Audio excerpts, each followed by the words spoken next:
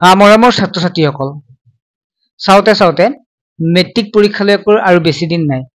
আমি যদি ধৰো মাত্ৰ 6 মাহ সময় আছে, এই 6 মাহ ভালদৰে পঢ়িবই লাগিব। সেবাৰ পৰা অহা নটিফিকেশ্যন পাইছে যে এইবাৰ পৰীক্ষাটো আগতকৈ অলপ ব্যতিক্ৰম হ'ব, অৰ্থাৎ অলপ কঠিন হ'ব। কঠিন বুলি কিয় কোৱা হৈছে? কাৰণ আগৰ যিটো চিষ্টেম আছিল তাতকৈ কঠিন হ'ব, কিন্তু ইমানো কঠিন নহয় যে তোমালোকে নোৱাৰিবা। ছাত্ৰ ছাত্ৰীসকল, নোৱাৰা কোনো কামেই নাই, মানে কথাই নাই, কোনো কাম বা কোনো কথাই নাই নোৱাৰাৰ। কিয়নো আমাক মাত্ৰ 6খন বা 5খন কিতাপ দিছে, অৰ্থাৎ 6খন কিতাপ হ'ব।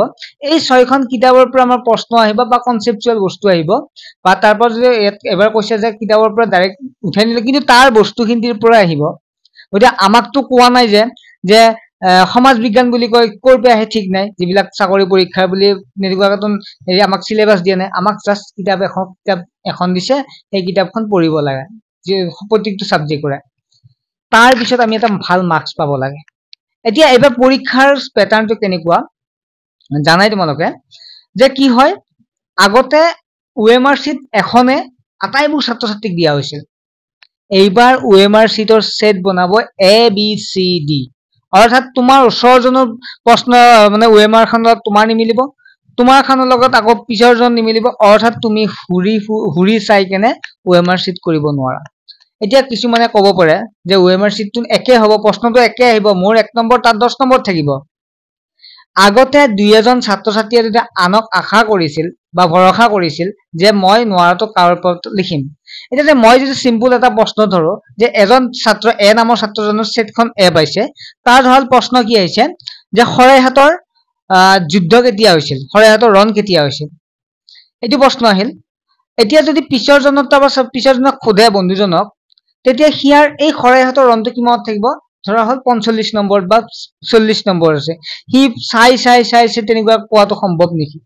মই যিসকল ছাত্ৰ ছাত্ৰীয়ে চাবৰ কাৰণে আনক আশা কৰি যায় তেনেবোৰ ছাত্ৰ ছাত্ৰীক কৈ আছো, কাৰণ বহু ছাত্ৰ ছাত্ৰীয়ে আনক আশা কৰি যায়। গতিকে তেনেকুৱাকে চা, আকৌ তেওঁ ইয়াক সোধা, বিক সোধা, এনেকুৱাকে বহুত টাইমৰ প্ৰয়োজন হ'ব। গতিকে কোনেও তেনেকুৱাকে এনচাৰ নকয়। গতিকে মই কৈছো তোমালোকে নিজৰ ওপৰত বিশ্বাস কৰি পঢ়ি কেনে যাবা। বেলেগৰ ওচৰত মই এইটো পাৰা নাই, মই কিবা কৰি চাই কেনে পাছ কৰিম, সেইটো এইবাৰ কোনো ধৰণৰ তোমালোকে আশা নকৰিবা, নহলে পৰীক্ষাৰ দি কেনে আহি কান্দিব লাগিব। 1 নম্বৰ চিটুৱেশ্যন এইটো, মানে তোমালোকে নিজে পঢ়িব লাগিব।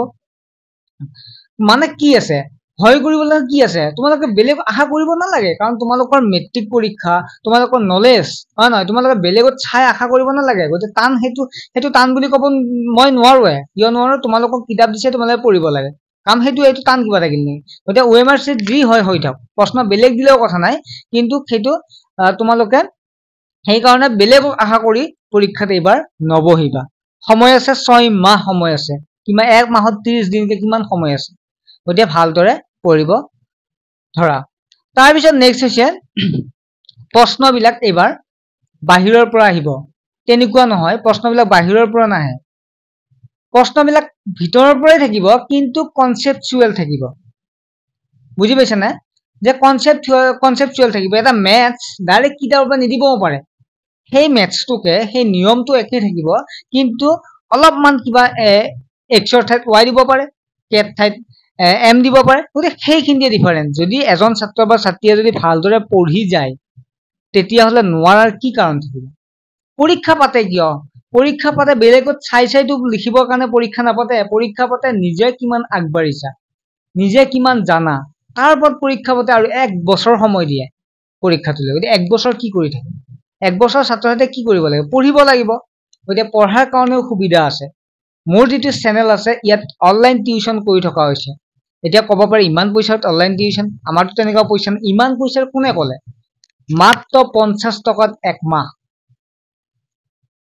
200 টকাত 4 মাহ অনলাইন টিউচন লাভ কৰিব পাৰিবা ক্লাছ 9 আৰু 10ৰ ছাত্ৰ ছাত্ৰীয়ে।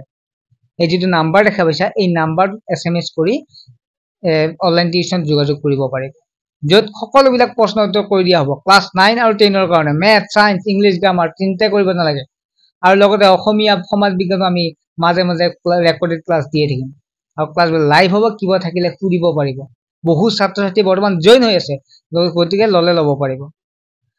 গতিকে মই এইটোৱে কৈছো যে ভালদৰে পঢ়া আৰু বহু ছাত্ৰ ছাত্ৰী যোৱাবাৰ পৰীক্ষাত বেয়া হৈছে আৰু তেওঁলোকে কেনেকুৱা পৰিস্থিতিত আছিল সেইটো মোক অৱগত কৰিছে বহু ছাত্ৰ ছাত্ৰীয়ে মানে বিভিন্ন প্ৰব্লেম পাইছে কম্পাৰ্টমেণ্টেল পৰীক্ষা দিছে তাতো ভালকৈ পৰা নাই বহু ছাত্ৰ ছাত্ৰীয়ে গতিকে তেনেকুৱা এটা পৰিস্থিতি আনিবা তোমালোকক কিমান আশা কৰি মা দেউতাই পঢ়াই আছে হয় নহয় আব্বা আম্মাই পঢ়াই আছে গতিকে সেইখিনি তোমালোকে মা দেউতাৰ যিটো কষ্ট এইখিনি কষ্ট অথলে যাব নিদিবা তোমালোকৰ কষ্টখিনি অথলে যাব নিদিবা তোমালোকে অলপ পঢ়িবা ঠিক আছে এইখিনিয়ে কথা নেক্সট আহিল এতিয়া পৰীক্ষাৰ এটা কেনেকৈ আগবাঢ়িবা পঢ়াৰ ক্ষেত্ৰত আগবাঢ়িবৰ বাবে তোমালোকে এটা পাঠ লৈছা ধৰা হল 1 ঘন্টা তুমি পঢ়িব ওলাইছা সেই 1 ঘন্টাটো গুৰুত্ব দি পঢ়িবা কিতাপত বহি থকা মানে পঢ়া নহয় মই ধৰক কিতাপ এখন লৈ কেনে বহি আছো আৰু মই ব্ৰেইনত বেলেগ কথাবিলাক ভাবি আছো তেতিয়া মই পঢ়া হল নেকি মই 1 ঘন্টা কি মই দিনটো পঢ়িও মই ভাল ৰিজাল্ট কৰিব নোৱাৰিম কিয় নোৱাৰিম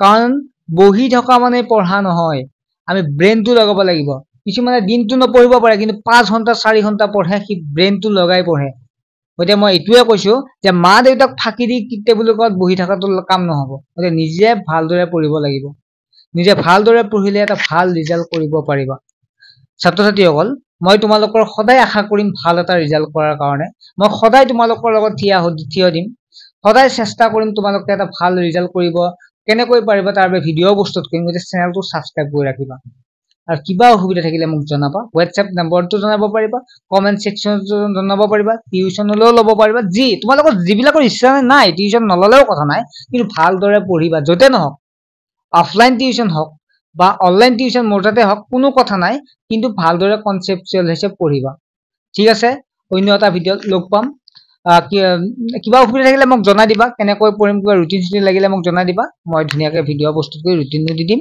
তোমালোকে জাষ্ট মোক কমেন্ট এটা কৰি দিবা ভালদৰে পঢ়িবা যেহেতু সময় মাত্ৰ 6 মাহ এই 6 মাহত বহু চাব গলে বহু সময় আৰু যদি ভালদৰে নপঢ়া তেতিয়াতো কি কৰিম হয় নহয় গতিকে সময় চাব গলে এফালৰ পৰা বহুত সময় আছে আৰু এফালৰ পৰা চালে কম সময় আছে গতিকে তোমালোকৰ হাতত কাৰণ এই বছৰটো যদি ভালদৰে পঢ়া এটা যদি ভাল ৰিজাল্ট কৰা তেতিয়া হলে সময়টো আমি কিমান খেদালো হয় নহয় ক্লাছ 1 ৰ পৰা আমি ইয়ালৈকে খেদালো আমি কোনোবাই গম পাইছে নেকি তোমাৰ টেলেন্ট কিমান তুমি কিমান পঢ়িব জানা এতিয়া আমাৰ ক্লাছ সৰু যিবিলাক নাৰ্সাৰী ষ্টুডেন্ট বা বিলাক প্ৰাইভেট স্কুলতে হওক বিভিন্ন ধৰণৰ পঢ়ি আছে তেওঁলোকৰ মাক দেউতাকে কি কৰে যে কোনোবা যদি আলহী যায় তেতিয়া হলে দেখাই যে ইয়া মোৰ ল'ৰাটো বা ছোৱালীজনীয়ে 100ৰ ভিতৰত 100 পাইছে তেওঁলোকতো সোধা নাই যে 100ৰ ভিতৰত 100 পাইছে নে কোন বা তোমাৰ মা দেউতাই যদি কৈ দিয়ে মোৰ ল'ৰাটো খুব ভাল খুব ভাল কেতিয়া ওলাব এই মেট্ৰিক পৰীক্ষাত ওলাব কিয়ৰ কাৰণে তুমি কব নালাগে তেওঁক যে তোমাৰ মা দেউতাই কব নালাগে যে এই ল'ৰাজনে বহুত পঢ়িব পাৰে মোৰ ল'ৰাজনে বহুত পঢ়িব পাৰে 100ৰ ভিতৰত 100 পাইছে